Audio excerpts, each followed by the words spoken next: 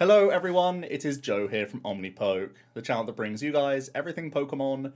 If you're looking for PTCGO codes, including the stuff from Crown Zenith, make sure you check out the Potown store. You can get a 5% discount on your orders using that code OmniPoke. For today's video, myself and Jack are going to be looking over the Aichi Champions League results. It was an over 3,000 player tournament in Japan in the post-rotation Scarlet Violet meta. It's what we've been doing a ton of tabletop content on and are really honing in on now that we know quite a lot about the Crown Zenith format, and it is still dragging on, admittedly. But we wanted to have a look at the sort of first massive event, the first major, really, with the post-rotation included. Quite a lot of surprises as we look at the actual top 16 here, where it's a story really of a lot of Lost Box success. Gardevoir EX really outperforming its Gym League placements, where it wasn't really achieving many top 8s, and the lists were vastly different. So now it looks like we have a couple of better starting points for Gardevoir EX going into our format. A couple of Mews still doing pretty well, as well as Lugia actually still finding a way by hook or by crook, despite losing a ton of its ball search, still being pretty effective. And then finally it's Giratina almost flopping, still making one top 16 placement. We unfortunately don't have the deck list, but this was the sort of best point earner in the early Japanese tournaments, and it seemed to be the S tier deck to beat, similar to how Lugia is in our current standard, but that really hasn't proven to be the case. It feels like Lost Zone Box has kind of taken that good matchup into Giratina and ran with it, and essentially just been a really, similar engine. So you know that you're getting into the game very frequently. We lose very few things for Lost Zone variants, and it's just capitalising on the amount of Giratina that was likely at this tournament. Yeah, makes sense. A couple of other things to note. There was no Miraidon in top 16, which is crazy, which we'll get onto a little bit more in a second when we talk about the structure of the tournament. And then, just like you mentioned, Mews and Lugia still holding on. But yeah, it really felt like it's felt like this post-rotation meta is a story of Lost Zone archetypes, and it really proved that here. It was just people starting to... from what I've been reading on Twitter about this tournament, because a lot of people have been very interested in seeing how this tournament, like you said, it's the first major, and I think it's the only major before EYC. Right. So it's basically our best source of data in a large-scale tournament. A lot of people have basically said that everyone knew that Giratina was the S-tier deck, and people have had enough gym leagues and stuff to be able to work out how to counter it, and the evidence kind of supports that.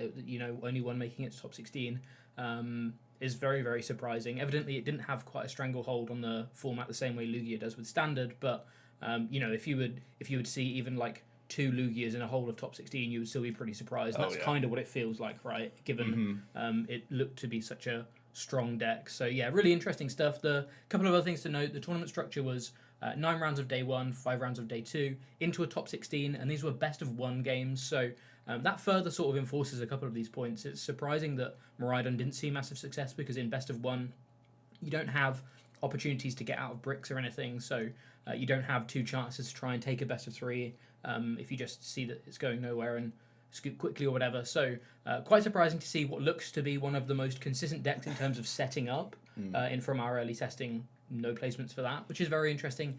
I think that's probably down to its linearity more than anything. Maybe people... it was nothing really surprising. It did seem to have an okay Lost Box matchup in our early testing, but even so, quite interesting to see. As well as further enforcing or further reassuring how the Guardies did, to be honest, because again, these stage 2 decks typically don't, or are a little bit more inconsistent, and we'll see that some of the lists that or the Guardi lists have a bit of a funky support account. So really shows how impressive these 2 players were to get all the way to top 8 and the finals, especially in a best of 1 style format. Obviously, with these kinds of decks, they prefer best of 1s to best of 3s typically, because you don't have to worry about... these decks will typically have longer games and stuff like that. So this format does definitely favour them, but equally for like a stage 2 deck, you really do have to keep in mind that there's going to be a lot less consistency there. So I still feel like you've got to be pretty brave to bring a stage 2 deck to one of these kinds of tournaments, but evidently Guardi has the power to be able to push through and get there. And there's actually basically all of the top 8 plus a load of rounds on YouTube. So if you're interested to see how these Guardians sort of navigated these matchups, it's definitely worth watching, because there's some pretty interesting games on there. And we'll be looking at the list, and it seems like they've come up with a few tech cards to at least tangle with the Lost Zone players. So let's get into some lists then. We'll start off with Lost Box, which won the event overall. And this is something that you're probably not too disfamiliar with, or unfamiliar with, I should say, because it actually looks really similar to Pedro's OCIC list that I believe he top eighted, but essentially is traded out scoop up nets for a couple beach court stadiums, and Nestball replaces Quickball, which is actually a bit of an upgrade for Lost Zone decks. We are still playing Mirage Gates now with double energy recycler because we lose ordinary rods, so that's a pretty easy straight upgrade. And then for Pokemon recovery, we're now using the supporter Clara, because you're still wanting to have these very squeaky lines of just one Zamazenta, one Snorlax, one Cram. You do have the Radiant Greninja Water Energy combo to Shuriken through things as well. And we are still playing Skyseal Stone, so even though there are a few EXs around, there's still enough V-Stars and V-Maxes that you can uptrade into with Raikou and with Drapion. So yeah, it's something that we know very well already. So we know it's a pretty consistent list, and we really know what Lost Box is all about at this stage. It has its uptrade potential.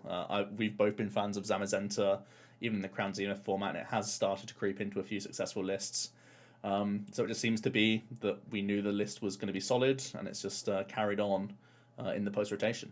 Yeah, I think that makes complete sense. Like you said, it's very similar to lists we already know, and I think that's one of the biggest reasons why it was so successful. A lot of the time in these new formats, even over the past 12 months, we've been able to see when a new set comes out, typically the most successful lists in the first tournament are usually the ones that either are known decks or are new decks but playing as much consistency as possible. In this case, it's a known deck, but you can see there's really no massive frills with this deck. It's like the Echoing Horn maybe is the most surprising card. The Skyseal Zone package is kind of personal preference, but to no one's surprise anymore. You're never going to be surprised to see that kind of 3-card package at all. And whilst some people aren't as strong on it as others, it's still definitely proved its worth in our format, so no real surprises there. And then, like you mentioned as well, just some proactive attackers like Snorlax and Zamazenta to get the ball rolling as well. So yeah, I don't think it's any surprise that this kind of list did well. I think it's evidently got the legs to try and still be in a position where post rotation it doesn't really lose much. It's got some downgrades, some upgrades here and there, but I think in general it makes complete sense that a list like this did really, really well. Yeah, you definitely say that it's one of the top 3 decks in the game currently, and there's a lot of decks that lose a lot more than it. So it's no surprise that it's still going to be top tier. Yeah. We move on to probably the most exciting thing, which is the Gardevoir EX deck. Like we alluded to earlier, it didn't perform that well in some of their smaller like League Cup style events. There were a number of top 8s, but there were vastly different lists, oftentimes playing things like Mewtwo v Union. We tried it, we hated it when we were trying the Mewtwo package. But now we are seeing a very successful 60 here with some pretty nice includes that wasn't too far away from where we had initially planned things out, so it's cool to see that.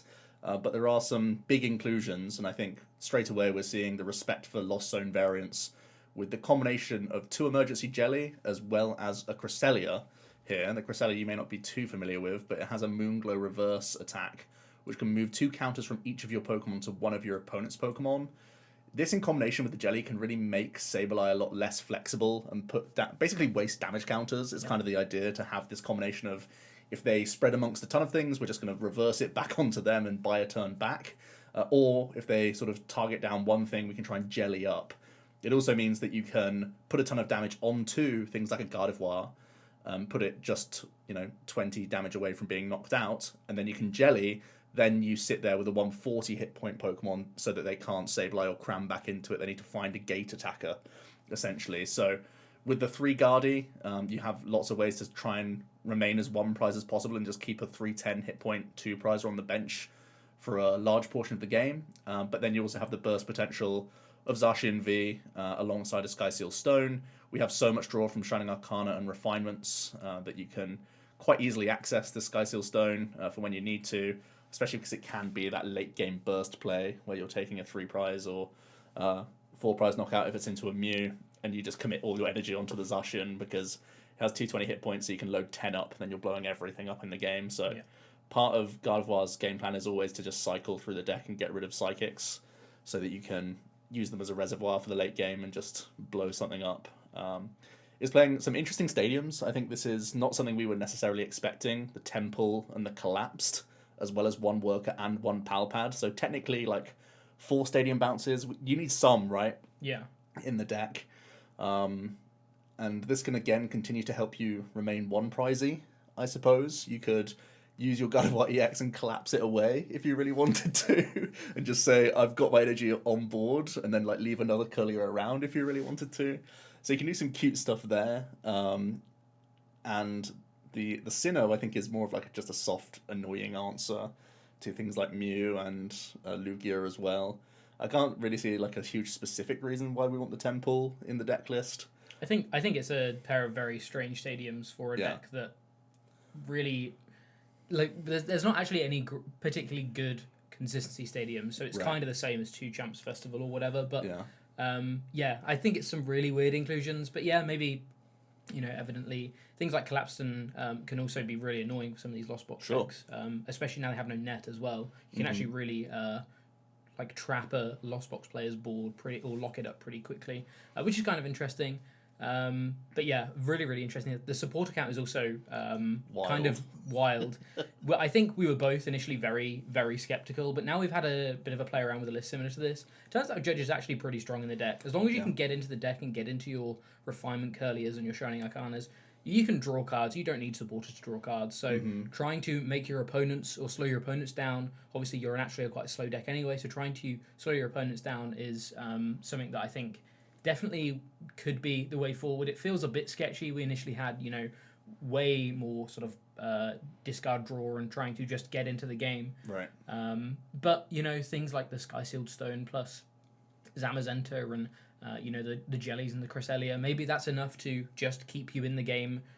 Maybe your opponent is going to take 3, maybe even 4 prizes before you're really establishing a setup, but then Judge turn after turn plus some of these cute techs here and there, because realistically you still burn through the deck very quickly, even without things like research and stuff. You're still all of your items are pretty much insta playable after turn 1, because you can still just burn them for 2 cards. So you churn through the deck pretty quickly, and I think it's definitely an interesting way of playing it. I think we've adapted the list a little bit, and we've added in a couple of extra items here and there just for the sake of consistency, but even so, I think it's a really, really interesting take on the list, and evidently did really, really well. It'll be interesting to see whether this, 1, translates into a best of 3 sort of meta game, but 2, how this sort of deals with the theoretically things like Duraludon and Gudra may start cropping up because of Lost Box and stuff, and typically this is a deck that has no real damage cap, so you'd think it would perform quite well into those, so it'll be interesting to see that.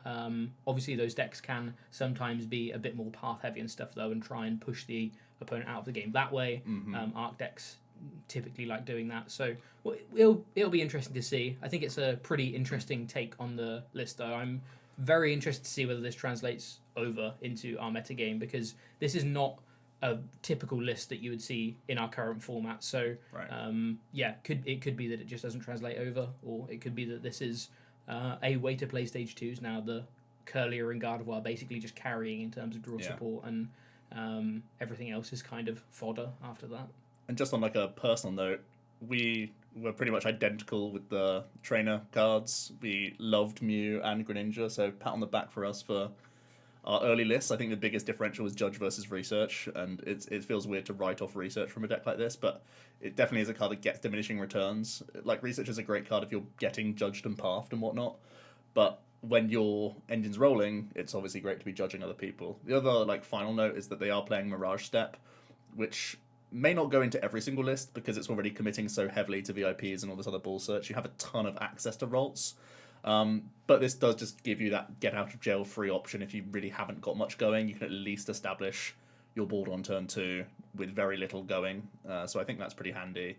But yeah, the one-off supporters was not something that we were really on. We weren't playing Palpad. We basically just played 2 Miriam, 2 Serena, 2 Worker, but we were almost identical as well. So really cool to see Guardi, and we were pretty close on that one from our early testing, which is nice. Also in top 4 we have Lost Box. This is a slightly different list.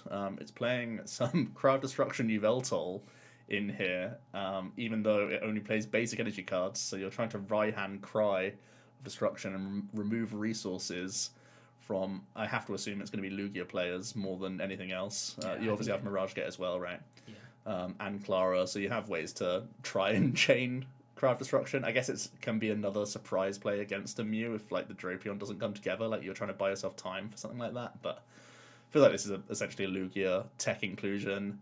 Then you have the Skyseal Stone Drapion, this time choosing Zapdos. I suppose the idea is you're going to use this against Lugia, so you don't need the Raikou V.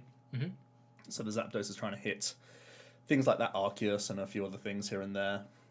Very similar supporter lineup, this time playing Roxanne. I think it's a pretty good mirror card that we've established. Yeah, brilliant card. So I think that's unsurprising, really. But yeah, the Cry of Destruction is probably the only real surprise in this list. Outside of that, it's more of the same. Yeah. The Lost Zone. Pretty much. I think we're going to see a lot of these.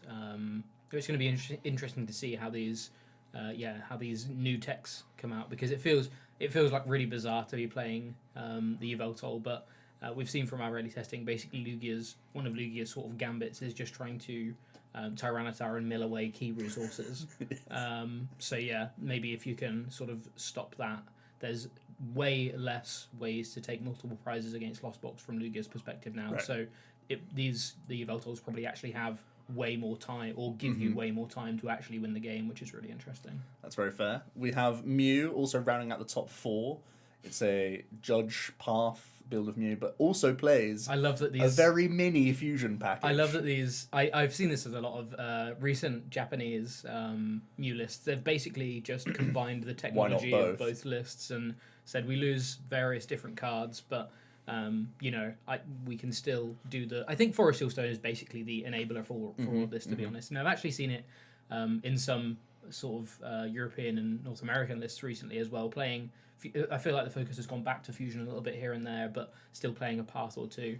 And that this is just really committing to that with the 4 Lost Vacuum as well, just to make sure you can really path every turn, but then carry on drawing and still be the aggressive Mew variant compared to the sort of disruptive Mew variant that typically just plays DTEs. And I actually think Lost Vacuum is much more valuable than like Lost City. Obviously Reggie's are going, but also because we lose Quick Ball, having the minus on a Lost Vacuum is like way more important now. Yeah, it's massive. For hand thinning, so it doesn't surprise me that we're seeing such a thick vacuum count in the deck list. Arven sneaking in as a little supporter. We do like him. He can burst Power Tablet Choice Belt on certain turns. He can obviously get you Forest Seal Stone VIP if you're not going for a Sparkle play.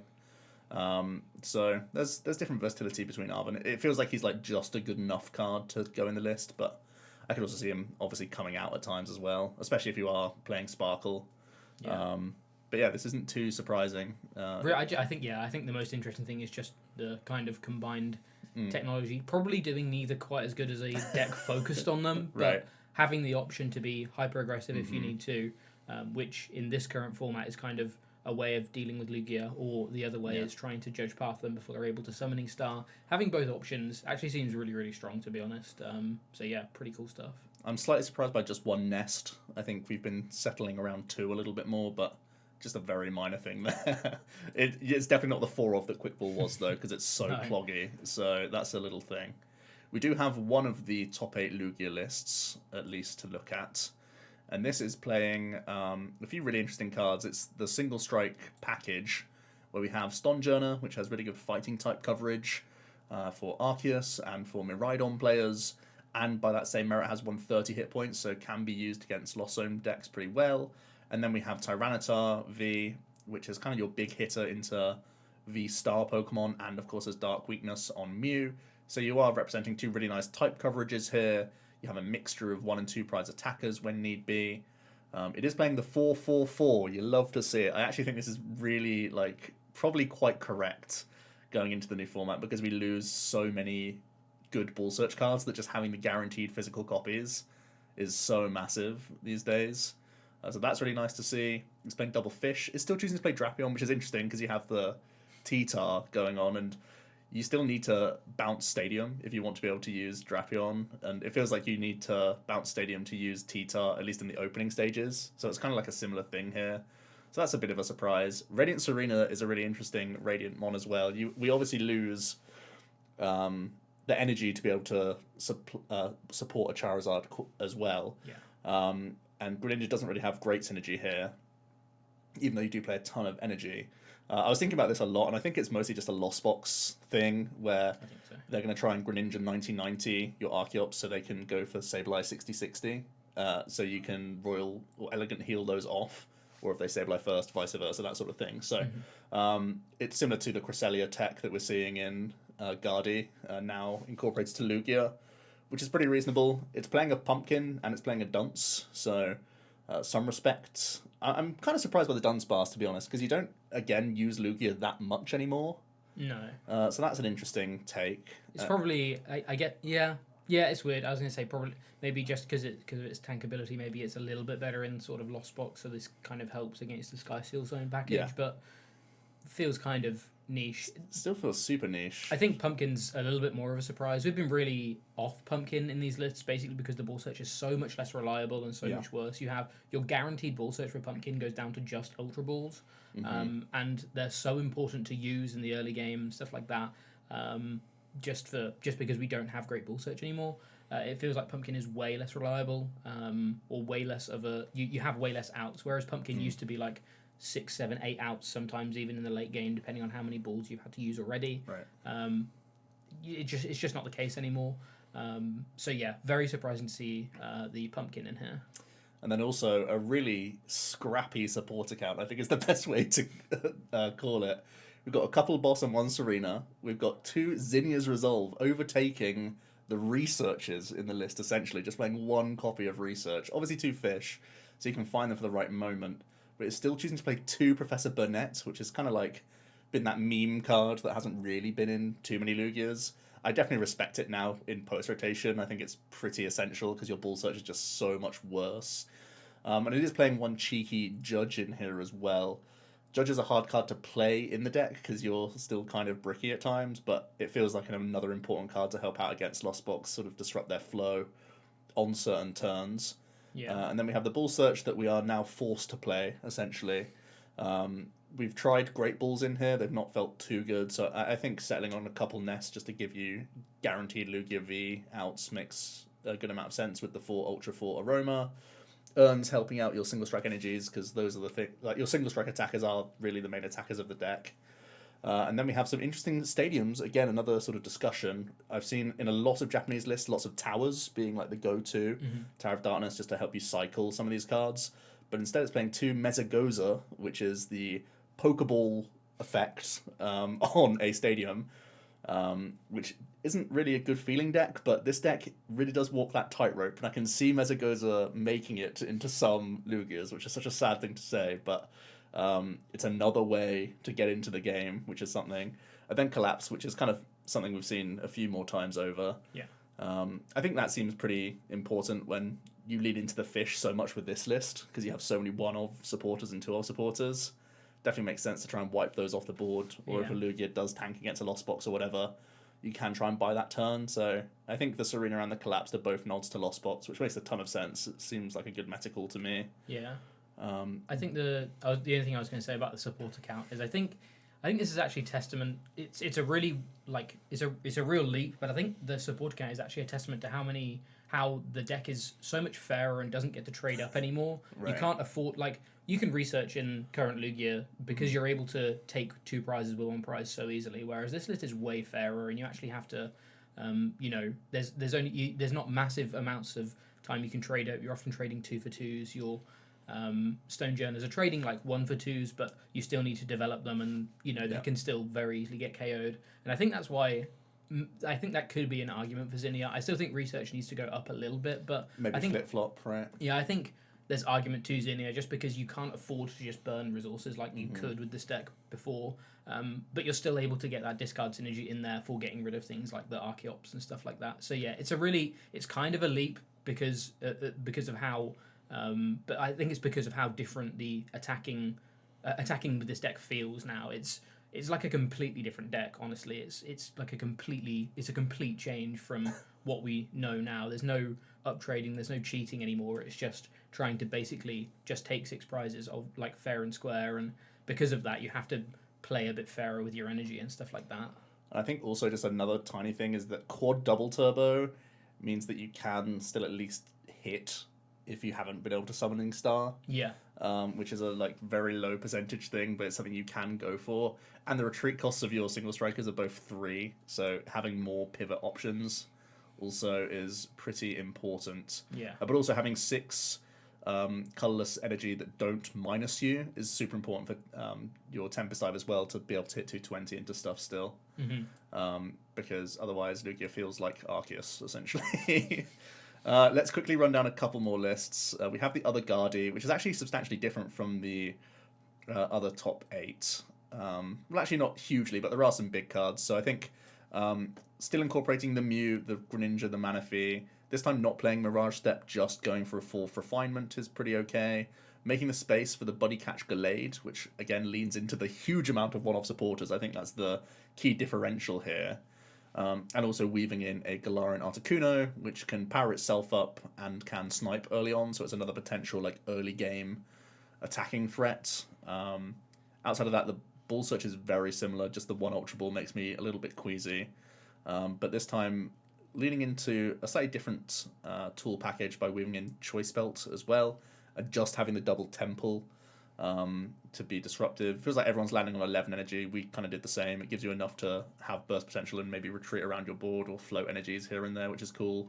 Yeah. But then some really interesting supporters. Roxanne definitely feels good. I think we've thought about Roxanne in the list a lot. Yeah. This time it's choosing to play A Research. I think just because of the license of Buddy Catch, you have this license to be super flexible. We've got Clara, but no Miriam, which is a bit of a surprise. Because Miriam has felt really good in our testing. But you're playing Thornton as a pseudo recovery card in many ways. And it can be like a board fixer if you've had this Mew and you've got your value out of it, or if you've attacked with Articuno and they've ignored it, these sorts of things. You can try and transfer it into another Guardy space. Possibly that's why we see the full 4 Curlier. So you can just like make another Curlier immediately and get an extra Refine out of there. And again, it can be that way that you can maintain a 1 prize board, similar to how we saw the Collapsed in the other list. Yep.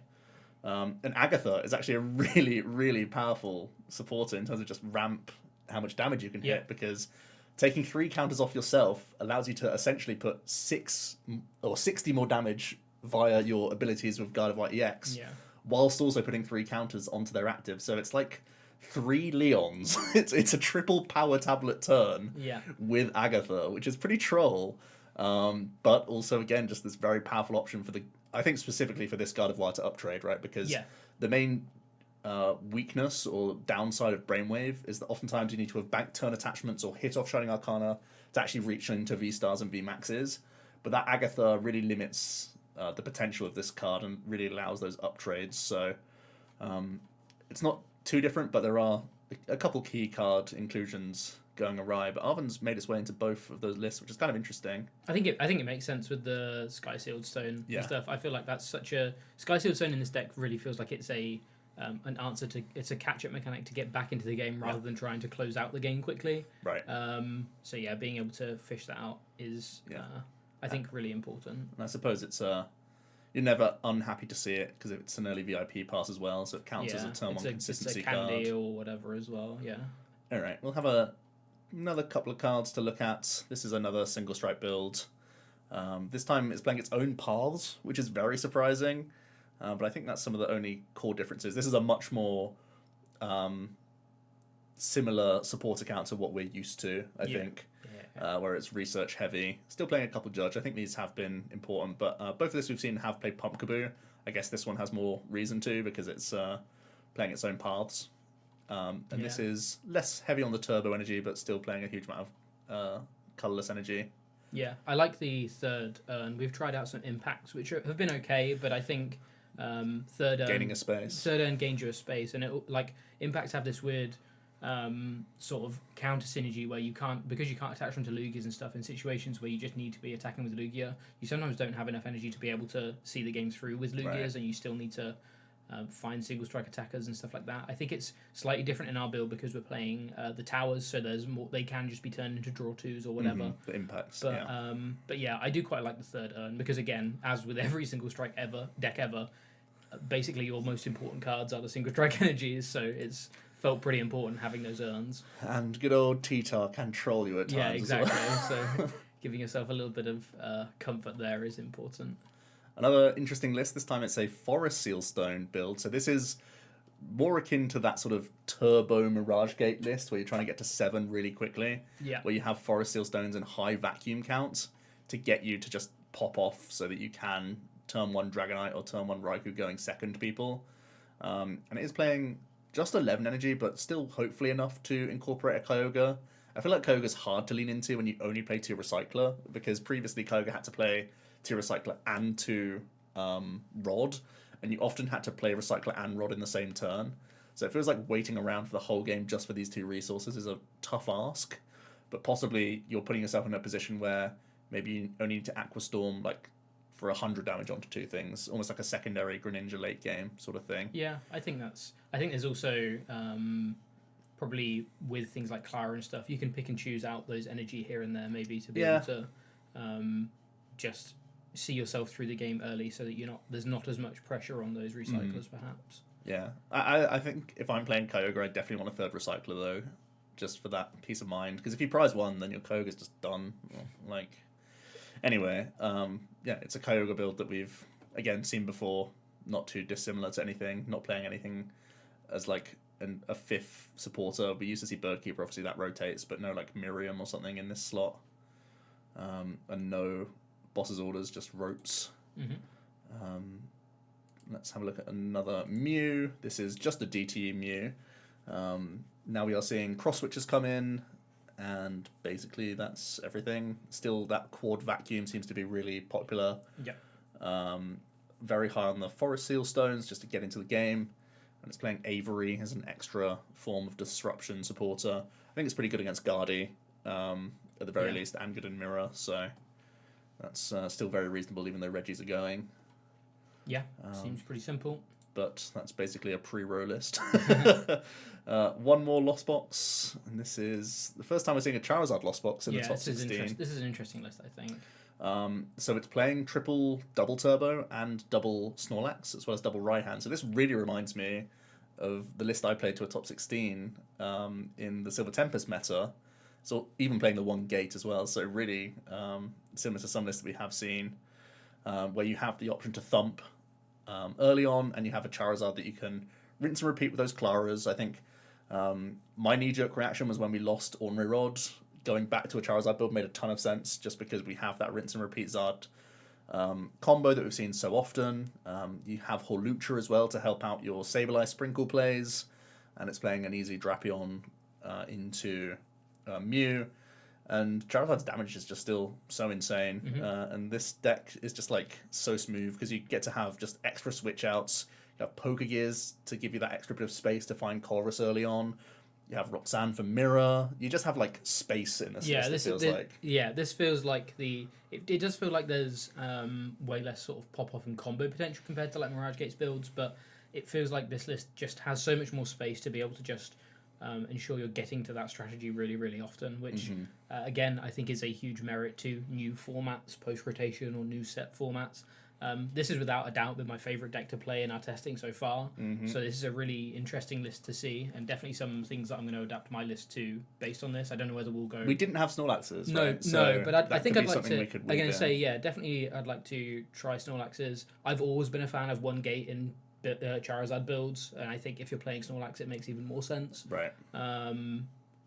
So yeah, really interesting. The one big thing I think for me is just so far Hawlucha has felt like a necessary component for the meta, but we're yet to really use it. So it's interesting to see people still commit to it and make sure. But Mirror's so big. Yeah, right? yeah. So evidently that's what it's I was similar to say. Drapion, where it's like you're so happy to be like, okay, bin, Yeah. and then it's like, oh, it's the matchup, I'll keep it. Yeah, I'm pretty glad to see that people have committed to it, and we were right in thinking that even though we haven't tested with it particularly well, it was the right thing to do in terms of our early list. So yeah, that's pretty reassuring for us, I think.